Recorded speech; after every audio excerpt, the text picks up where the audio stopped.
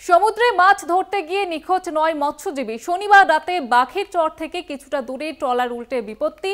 ৮ মৎস্যজীবীকে উদ্ধার করা গেলেও নিখোঁজ এখনো ৯ জন।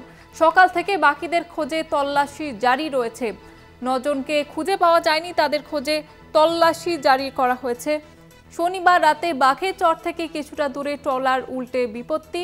৮ জনকে খুঁজে পাওয়া গেলেও এখনো ৯ জন নিখোঁজ এবং তাদের খোঁজে তল্লাশি চলছে। কাকদ্বীপ থেকে সরাসরি রয়েছে আমাদের প্রতিনিধি মানস প্রধান। মানস, এখনো পর্যন্ত কি খবর রয়েছে? দেখো, গতকাল থেকে এখনো পর্যন্ত লাগাতার প্রশাসনের পক্ষ থেকে ও যে মৎস্য দপ্তরের যে সংগঠন রয়েছে তারা কিন্তু লাগাতার সমুদ্র উপকূলে তল্লাশি চালাচ্ছে ৯ জন মৎস্যজীবীকে খোঁজার জন্য।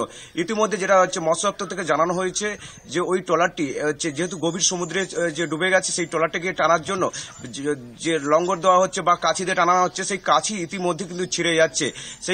তারপরেও কিন্তু যেটা দপ্তর থেকে জানানো হচ্ছে, মৎস্য দপ্তর থেকে, যে হয়তো ৪-৫ ঘন্টার পরেই কিন্তু এই যে ডুবে যাওয়ার ট্রলারটিকে উদ্ধার করে নিয়ে আসা হবে নামখানার ফেরিঘাটে, এমনটি জানাচ্ছে মৎস্য দপ্তর থেকে। কিন্তু ইতিমধ্যে যে মৎস্য দপ্তর যে জানিয়েছে যে ৯ জন পরিবারের যে নিখোঁজ রয়েছে, তারা কিন্তু এখনো তাদের পরিজনের কোনো খোঁজ পায়নি।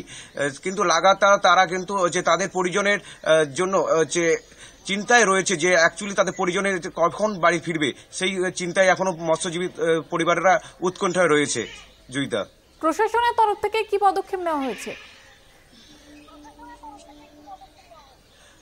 দেখো জয়িতা, প্রথমে বলে রাখি, প্রশাসনের পক্ষ থেকে গতকাল থেকে লাগাতার সমুদ্র উপকূলে তল্লাশি চালানো হচ্ছে যে মানুষগুলো যে কোথায় রয়েছে, অ্যাকচুয়ালি ট্রলারের মধ্যে কি রয়েছে সেদিকে কিন্তু প্রশাসনের পক্ষ থেকে কড়া নজরদারি চলছে। প্রশাসনের পক্ষ থেকে যে সমস্ত ৮ জন যে মৎস্যজীবীরা ছিল তাদেরকে উপকূলে ফেরত নিয়ে আসা হয়েছে, তারা কিন্তু সবাই সুস্থ রয়েছে। প্রশাসনের পক্ষ থেকে বলতে পারো একদমই সম্পূর্ণ পরিষেবা দেওয়া হচ্ছে যে মৎস্যজীবীদেরকে উপকূলে ফিরে নিয়ে আসার জন্য, বা যেসব নিখোঁজ যে মৎস্যজীবী তাদের জন্য প্রশাসনের পক্ষ থেকে সমুদ্র উপকূলে তল্লাশি চলা হচ্ছে। ধন্যবাদ জানাবো মানস, আমাদের সঙ্গে সরাসরি ছিলেন প্রতিনিধি মানস প্রধান।